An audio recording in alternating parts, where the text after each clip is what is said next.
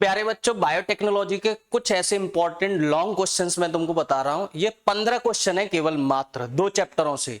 आप अगर इनको तैयार कर लो ना तो ये पूरी यूनिट आपकी कंप्लीट हो गई। बोर्ड में इनमें से ही जो भी क्वेश्चन फंसेगा वो इसी में से फंस जाएगा, आप ये समझिए।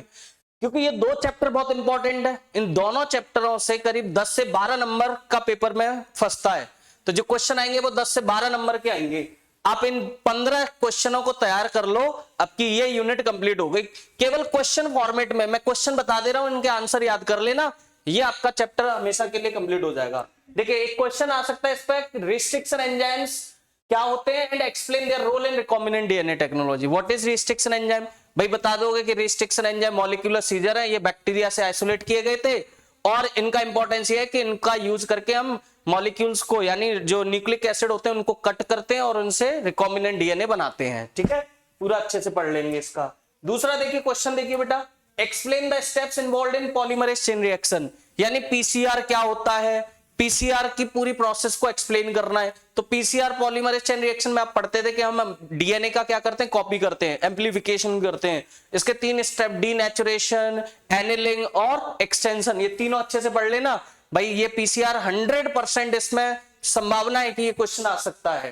Right a short note on plasmid as cloning vector, भाई पीबीआर 322 जो प्लाज्मिड था इसको अच्छे से पढ़ लेना, है ना। इस प्लाज्मिड को अच्छे से पढ़ लेना कि एक एक्स्ट्रा सर्कुलर क्रोमोसोमल डीएनए होता है जिसको हम एज ए वेक्टर यूज करते हैं to transport the desired piece of DNA into the host cell.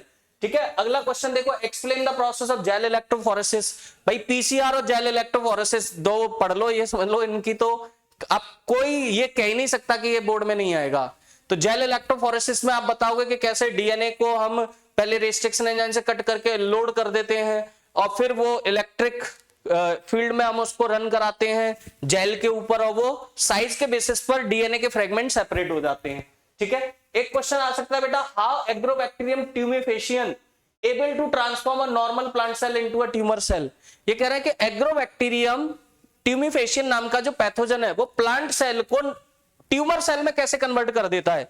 तो आप लोगों ने पढ़ा हुआ है कि ये एग्रोबैक्टीरियम क्या करता है, एक टीडीएनए नाम का जीन उसमें ट्रांसफर करता है प्लांट सेल में, वो ट्यूमर इंड्यूस कर देता है और उससे उसमें ट्यूमर यानी कैंसर सेल बन जाती हैं। What are cloning site in a cloning vector? Cloning site क्या होती है? भाई रिस्ट्रिक्शन एंजाइम से जहां हम कट लगाते हैं जो रिकॉग्निशन साइट होती है वही क्लोनिंग साइट है, वहीं पर आप अपना डीएनए इंसर्ट कर देते हो। इसका रोल यही है। पीवीआर 320 में 2 क्लोनिंग साइट बतानी है तो वो आप याद कर लेना कि जो टेट्रासाइक्लिन एम्फिसिलिन रेजिस्टेंट जीन है उसमें साल1 और कौन कौन से एंजाइम्स की कटिंग साइट है वो देख लेना बस। What is the bioreactor use for? Bioreactor का यूज करते थे ना हम, कल्चर मीडियम को उसमें डालते थे जिससे हम फॉरेन जीन प्रोडक्ट को ऑब्टेन करने के लिए इसका उपयोग किया जाता है। ये कह रहे हैं कि name a commonly used bioreactor and any 2 of its component.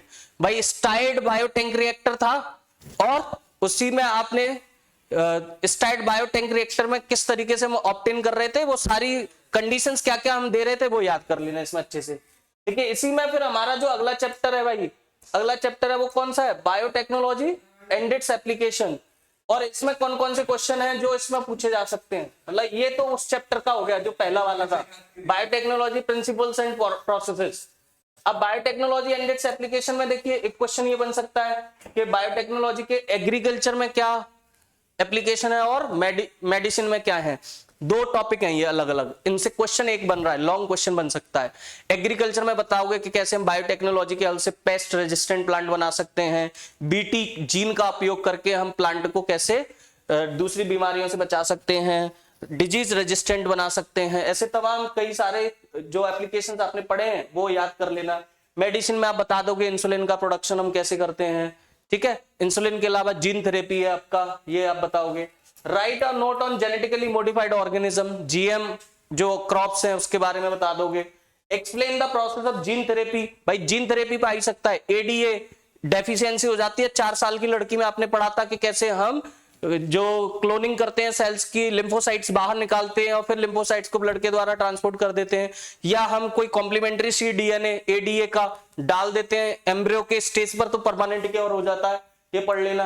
Eli Lilly company ने किस तरीके से आरडीएनए यानी रिकॉम्बिनेंट डीएनए को यूज करके वैक्सीन बनाई थी वो पूरा याद करोगे। इंसुलिन किस तरीके से प्रोड्यूस किया था एली लिली ने, ह्यूमिलिन नाम रखा था उसका, है ना। इंसुलिन वाले पे क्वेश्चन आ ही सकता है, इसको पढ़ना है। व्हाट इज बायोपायरेसी, क्या होती है। बायोपायरेसी के अलावा अब वहीं पर जीईएसी का क्या रोल है। फिर आपने वहीं पे पढ़ा था कि किस इंडियन पार्लियामेंट में क्यों बायोपायरेसी के लिए कानून बनाया गया, कौन सा बिल आया था।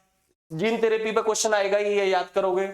हाउ डज क्राइबनेसी जीन एक्सप्रेशन, मतलब क्राई जीन क्या होते हैं, क्राइबनेसी, क्राई2AB ये आपने पढ़ा था, है ना। कॉर्न बोरर है, ये आपका कॉटन बुलबॉम है, इनसे रेजिस्टेंस प्रोवाइड करने के लिए हम बीटी जीन का उपयोग करते थे, याद करने हैं। जीईएसी और why was it established. GEAC क्या था, जेनेटिक इंजीनियर अप्रूवल कमिटी, जो ये लीगल टेस्ट करेगा कि भाई जो जितने भी रिकॉम्बिनेंट डीएनए टेक्नोलॉजी से जीएम ऑर्गेनिज्म बनाए जा रहे हैं, है ना, उनकी वैलिडिटी क्या रहेगी, उनके कोई इथिकल इश्यूज तो नहीं है।